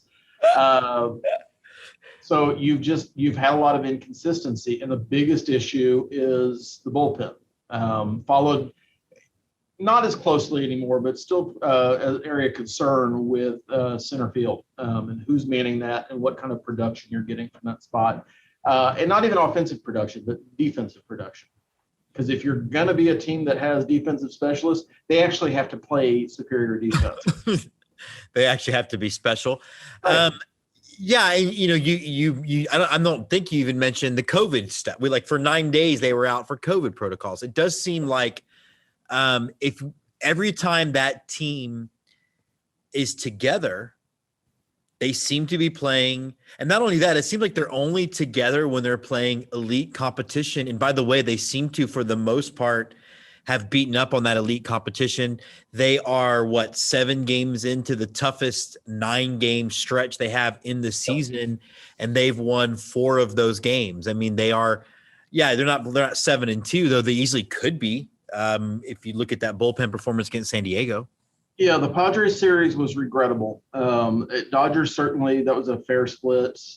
Dodgers outperformed us in that first game of the series. We won the second game pretty decisively. The Padres series, though, was taking a lead into the 8th inning of every single game and watching your bullpen just proceed to hand off 2 of those games.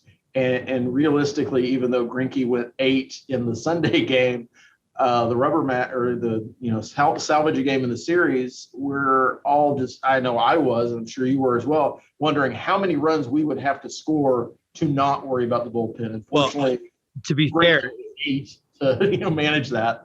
To interrupt, when I think the lead got to 6 runs, Jessica said that's not enough. Like, even my wife, who tangentially pays enough attention, knows 6 runs is not enough with this bullpen, at least as constructed then. And it wasn't, because to that point, Andre Scrub tried to give the lead back all by himself. Yeah. The newest resident of Sugarland, by the way. Yeah, I hope he enjoys Guru Burger, though they don't do crepes anymore. Yeah, and of course Taylor Jones took a lot of flack. We could argue or ask Dusty why. I don't understand why he was there and not a Ledmus, or why he was at first and not a Ledmus Diaz. It seems like you don't weaken the infield. That's really going to be your strength. And I think Diaz was playing left field that day. Anyway, it doesn't make a lot of sense.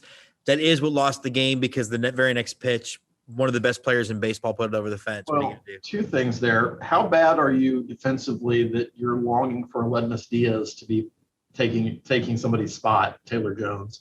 And a really unfortunate spot for Taylor Jones in that instance, because I'm sure if he had to do it over again, 9 times out of 10 he makes that catch. He got caught on sideboard advertising, basically, and tripped backwards. Should have made the play. Gurriel certainly would have made the play if he was available. You got to think that most major league first basemen would make that play. The second piece, the more maddening piece for me, since you brought up Dusty Baker, is why are you pitching to Fernando Tatis at all when first base is open? Yes, you load the bases. Yes, you bring the winning run to the plate, but why pitch to Fernando Tatis? And I think I was messaging you at that point, just walk Tatis. It's fine, just walk him. Don't throw him a pitch, because you had Hosmer coming up that you probably had a better chance of coming out of that with a win. Instead, he gives up a 3-run cookie. I mean, just middle, and Tatis did what Tatis does and hammer it. And as an aside, anybody who's bitching that Tatis watched the home run and celebrated a little bit, just stop watching baseball now. You don't get it anymore. Yeah, you don't get it. No, it's funny too. The walking thing is interesting, because there were several games in this really kind of crappy stretch where Dusty Baker might have avoided a loss with an intentional walk. Conversely, the Rangers won that series because they weren't afraid to walk Carlos Correa to load the bases. Right. And they even did it once when the base wasn't open and it moved the runner to the third, but he did it anyway, because then you get, Miles Straw up or whoever. It's almost like we needed a National League manager during this run, and we didn't get the one guy who should know how to manage a National League game, manage an actual National League game. Yeah, it's frustrating, and unfortunately, we've got at least one more season of frustrating, because I don't think anybody that's looking for Dusty Baker to change his ways is, I don't even have a good. I'm so frustrated by it. I don't have a good analogy. When you say one more season, you mean the rest of this season? Yes, that is. Okay, you don't mean 2022. I hope not. Because I'm going to go get a toaster and fill up a bathtub. I'll be right back. I really hope that there's somebody on the current bench that's being groomed to step in for Dusty after his retirement following the end of this season. That's my hope. But Jim Crane is Jim Crane, and I think he likes having Dusty Baker on the payroll and likes having him in the dugout. So, who knows at this point? Give him free season tickets then. Let's last question, and I saw an interesting kind of discussion going on Twitter with friend of the show, Round Rock Tim. And he pointed out that one of the things that he's really feels positive about is that even though the Astros are half game back, Oakland is actually a game up in the loss column. It does seem shocking to me, Andy, that I really thought we might fall to – my internal reasoning was if we're within 3 games after this brutal stretch, I'll feel really good about life. To only be a half game back when in reality Seattle probably should have won that game the last night, the night before that we're recording this. I just feel really good because I do think eventually the health is going to come back. Yeah, well, a incredible comeback by the A's, incredible collapse by the Mariners, but that's, you know, who the Mariners are. And good for them for being 500, by the way. Congrats. I don't think anybody would have picked that at this point. Yeah, I think Houston's in a good place. You're 6 games over, you're a half game back, but you are, you know, as Round Rock Tim said, a game ahead in losses. Oakland, and not taking anything away from them because they have good pieces, but if you look at the run differential, they're doing a lot of things with smoke and mirrors right now. It's not sustainable over a 162 game season to have a negative run differential and win a division. As a matter of fact, I don't think it's happened very often. Whereas you look at Houston and they're half game back and they're not at full strength and haven't been for a while, still waiting on a couple of key players to be where they are. You get Brantley back, you get McCullers Jr. back, you get into a normal rotation of playing, you decide whether or not Chas McCormick has earned more playing time in center field, which he has. I'll say that again, he has, although Straw has gotten better at going back on balls over his head. So, you know, do with that what you will. I think they're in a good spot. The bullpen's got to get better. Some of that's going to happen through attrition because you brought back Odorizzi this past weekend. You brought back Framber this weekend. Both of them look very solid. And Framber's only going to be able to go longer and get better as the season goes on. I really think a switch flipped for him last year because there was no hesitation. There was no reversion of what you saw playing a really good team this weekend. And Odorizzi looked like the veteran we hoped we had picked up during spring training this week. So hopefully his health woes are behind him now. So that pushes Garcia probably into the bullpen. It pushes Javier into the bullpen. And if your starters can go longer, I mean, Dusty does say things that are correct sometimes. The longer your starters can go, the better your bullpen's going to be. And so you can pick and choose where you put in a Javier, where you put in a Stanek, and bridge that gap to Presley, who, even though had a little bit of a rough weekend, is still a very, very solid piece of the bullpen, probably the most solid piece that we have at this point. But you get away from having to use an Andre Scrub for multiple innings, trying to get multiple outs. So I think that part gets better. And there's still the mystery of Pedro Baez. Will we see him this year? No one seems to know. Hasn't started throwing off a mound, but that could be your midsummer pickup, even though you did it in February, that comes in and bolsters the bullpen and builds a better bridge for 7 and 8 to get to 9. Last question that I don't really even need an answer for. All of a sudden, Alex Cora is back in Boston and they can hit again.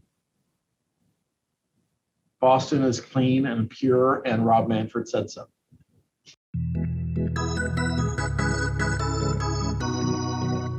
We do want to jump into this real quick interview, and it's an interview we actually included in our last episode by mistake. Our Martie Cordaro interview was actually intended to be for this episode, but as I so proudly announced on Twitter, I finished this episode in the middle of a move without thinking through the actual pace of what the episodes were supposed to be. So we are going out to Omaha this week. We are super duper excited. And so Martie came on to talk to us a little bit about what we can expect. Check it out. So we're excited to welcome back to the show Martie Cordaro with, first of all, Martie, your new haircut looks great. You cut the locks off, huh? Yeah, I did. You know, when COVID started, obviously a lot of us stopped shaving. A lot of us, and mainly me, just let our hair go. And the longer it went, I kept telling people, they kept asking, when am I going to get my hair cut? I said, I will cut it when we start baseball. So as part of that, our promotions and community team said, hey, well, let's create a little bit of engagement for our Chasers charities and awareness for our Chasers charities. And we raised money and we helped fix up and repair softball and baseball Little League fields here in the area. And we partnered with the Kansas City Royals on some projects as well. So it was a neat opportunity. You know, I thought about raising money, but you know, it's a tough time for a lot of people still. So we just went for the awareness piece, and it was the second most viewed when you look at the different marketing and promotions components during the month of April leading into May. It was the second most engaged promotion, if you will, that we had. So, you know, I guess the president's hair did matter a little bit. And that's been a theme through our country for the last 4 years, I think, whether the president. Oh, that's funny. I didn't even know I threw you that softball there, but yes, it was. And for the record, you have much better hair than the last. You know, let's talk a little bit though. We are a month in. How did it go? I mean, did it just feel good to be back? And how are things just sort of running now like clockwork? I wouldn't call it clockwork. You know, we had so many new faces, so many new people. You know, now after 2 series in, as we're about to start our third tomorrow, as Iowa Cubs come to town for the first time since 2019. And that's one of the only clubs that really sells tickets for us in Omaha. The Memphis Redbirds are another, but they don't come here this year due to the regional scheduling of the new international league. So, you know, we're getting there, Jim. We're getting there. Each day gets a little bit easier. Everybody understands their roles and, you know, what they are to do. And, you know, a couple more 6-gamers, I think we'll be in a really good spot. Are you liking the 6-game chunks like they're doing it, or? No, I don't like them at all. You know, there's a baseball component to it. Seeing one of the starting pitchers twice. There's an on-field discipline and officials perspective to it. You have each umpire behind the plate twice in a series now.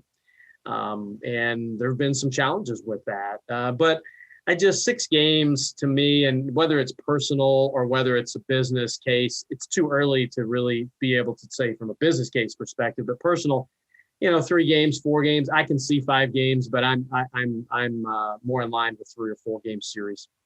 Yeah, I tend to agree. I also wonder too, if you start to have a scarcity issue, if it seems like it's what's happening all the time, does it become harder to promote a game if, well, you're here for the same same team 6 times in a row, I'll just go see them tomorrow. And maybe they don't. I mean, it seems like that's part of it to me, at least. Well, from a baseball specific, not promotional specific, you're exactly right. And then when you pile on the fact that we play St. Paul and Iowa 60 of our 120 games this year, you know, that yes. Yeah, I agree with you. Yeah. Let's talk COVID. It seems like it's different everywhere. Where are you guys sitting as far as restrictions now? Are there still any masks, no mask capacity levels, all that kind of stuff? Well, as we head into June, we had already made an announcement what we were doing with June in advance of MLB rolling back 2 or 3 weeks ago. So we'll be north of 65% with general admission seating sections for the month of June. That means we could go 70, 75, 80, 85. Whatever we feel comfortable with. We are going to be making a change for July 1.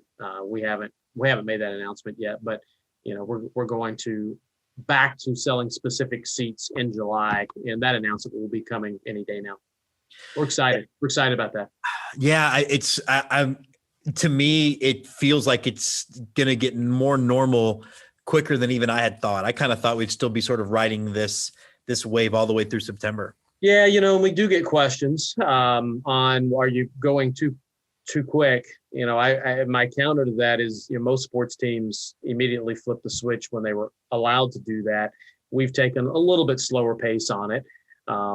Some of that was demand of groups and, you know, not needing total capacity quite yet. We do need it in June. We need it in July, August, so on and so forth. But just like last year, we all quickly adjusted. If for some reason there is another wave, another spike, you know, all the clubs are responsible enough and are great community members enough that we'll make a switch. We'll do a pullback. But if you don't plan for the ramp up, you can't get there. We've already proven we can pull back. So that's kind of where we are right now. And I'm I wouldn't even say cautiously optimistic. I'm just optimistic that, things are continuing to grow. And I'm more aligned with you in thinking it's a little earlier than I had anticipated it would happen, but I'm not complaining. I'm not either. We were at, we went to the Skeeters' first game, and I think that they had announced increased capacity the day before. And so it just felt more normal to see actual people there. I didn't realize how much I needed it. You talked about the Iowa Cubs coming to town. I'm going to be at an Iowa Cubs game. What is it about the Cubs that makes them, like you said they were a big draw for you guys? Is it just proximity, or is it just that brand in that region? It's more Chicago. Actually, it's more Midwest. There are a lot of Cub fans here, just behind the Royals for most popular MLB club here in the metro area. Then you have the Cardinals after that. And then it's a mix between White Sox, Twins, a little bit Rockies, a little bit Brewers, even some Dodgers here. But yeah, so, you get Royals, Cubs, Cardinals. Those are the teams that sell tickets from a baseball perspective for AAA Omaha. So what can we look forward to this month? I was looking through the promo schedule. You guys have a lot of stuff that you don't see everywhere. I love the fact that live music seems to be a regular part of your game day experience. How important is that, just to get people out listening to live music? Well, right now it's probably more important than ever. There wasn't a lot of live music at any for much of 2020. And we have had Bands and Brews for a number of years prior to our Saturday night games. That was like the first or last Saturday. I can't remember exactly what it was. Now we're doing every Saturday night. Matter of fact, yours truly's new band called Strange Pleasures. Catch us on Facebook. Is no shame in my plugs here. No shame at all. We're playing on Saturday the 5th, so you're going to miss us by a night. Unfortunately. And then, so we do live bands on Saturdays with dollar beers during that time from 6 to 7. It's awesome promotion. And then on Friday nights, we primarily do more singer-songwriter type things, solo artists, maybe duos. And we do that up near the front entryway of the ballpark, which you will see this coming up Friday night. Yeah, I think it's such a, I don't know if it's, I love the idea that you have it, but you've advertised it. Like it is something that I think people come out, and whether you even like the music that's playing, you're just in a better mood if you're hearing live music playing. Yeah, it's true. Yeah. And it adds to the ambiance, adds to the atmosphere. One of my old bosses, Alan Stein, former team president, even for our preseason season ticket holder events and different things like that, he would always demand that we had a Dixieland band and, playing, with the old top hats and, playing, different music and kind of big band type things. And, so yes, music and baseball go way back.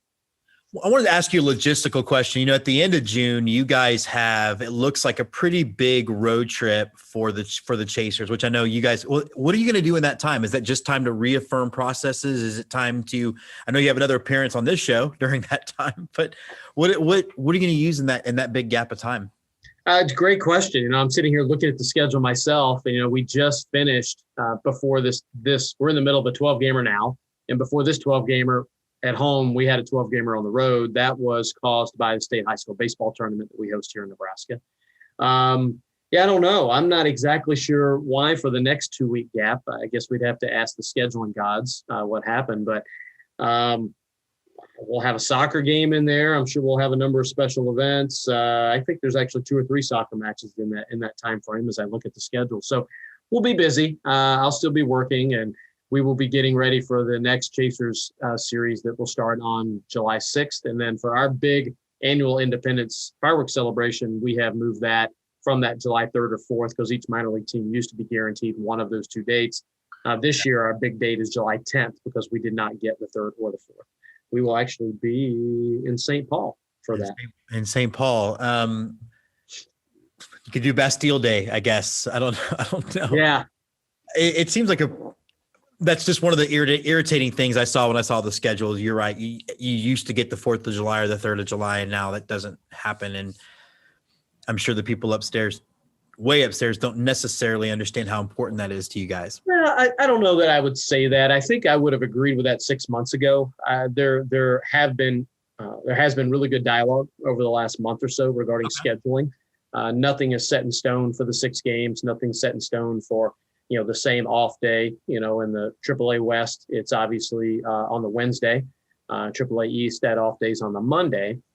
So there's a lot of conversation going on. So will we all be guaranteed the third or fourth next year? I don't know. I'm not privy to that information just yet, but we're optimistic that we will be at some point in time. And I think a lot of that depends on, are we going to do 6-game series, or are we open to a mix, versus what we've done in 2021?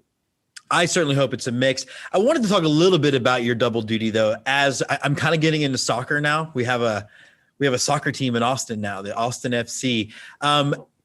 How hard is it for you, or is it hard to kind of wear both hats and do both things? Or is it sort of like, crop rotation, where one thing keeps you fresh when you're not thinking about it necessarily like that? Yes to all of it. Sometimes, there is a little bit of, push-pull from the duties. But one thing that has been good for me, it's reaffirmed some of my beliefs in minor league baseball, because I've learned so many new things with professional soccer now. And I've been able to kind of interchange the two, and not everything transfers. Not everything is the same.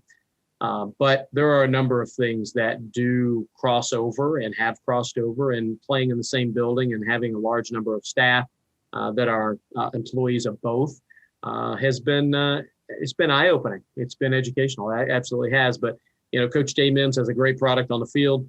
Our club continues to be at the top of the league. We just recently were on ESPN2 on Sunday, May 16th. It was the first nationally televised game in league history. We ended up tying. We were in first place before the game. We were in first place after the game. Greenville's kind of become our chief rival, as well as maybe North Texas and then Madison. But no, it's a great jump into it. And, for those that aren't familiar, it's USL. We're League One. It's somewhat double A soccer, if you will. That's the baseball guy talking, not the soccer guy talking. Right. And then championship, which is a level above us, is, not equal to AAA, but it's similar to AAA baseball. Yeah, we'll put links up for all of that stuff so people can go find you. Last question. We are gonna be up there.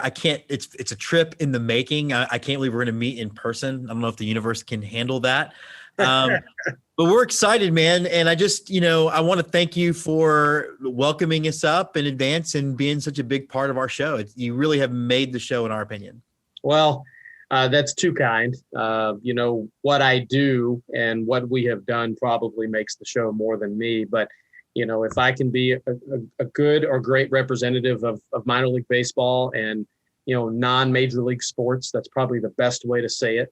Then I'll continue to wave that banner, fly that flag, raise that torch, whatever it might be. And, my opinions aren't always popular. They're not always well received. But, the one thing that I want to make sure of is, those of us that are on the operator side, those of us that are in the communities that continue to grow the sport of baseball, that continue to grow the sport of soccer, and whatever other sport you're in, if you're in hockey or if you work in the G League and you're helping to grow NBA and basketball, we all need to continue to be true to what we do in our communities, within our industry, not necessarily within our industry with people that, we report to. And I think that's the most important thing that minor league baseball operators, the 120 that are operating now, can continue to do, is be true to your community and who you are first. And it's not always going to be easy. We're in a new world, we're in a new model, but it's not all negative. It's not all negative. We need to continue to be positive as well, because there are a lot of great things happening, a lot of great promotions, a lot of great marketing. And above all, Jim,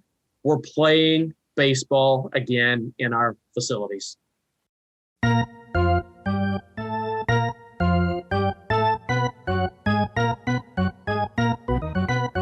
And now, on to close it out, the right-hander from Houston, Texas, James Christopher.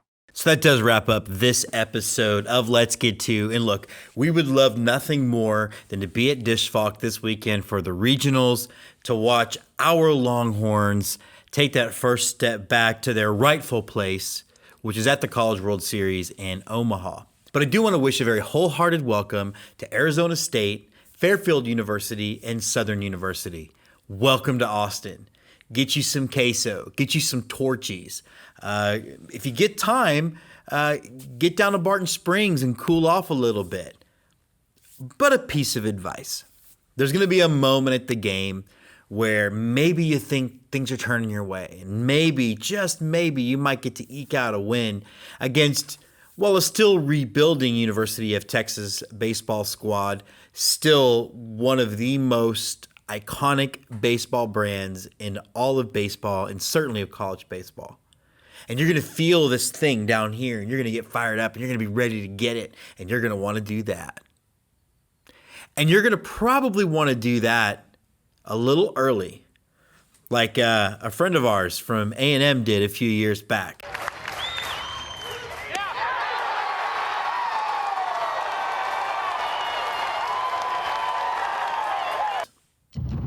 There's what happened.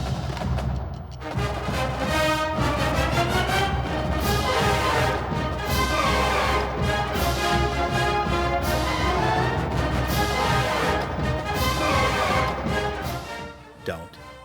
First of all, certainly don't do it before it's over.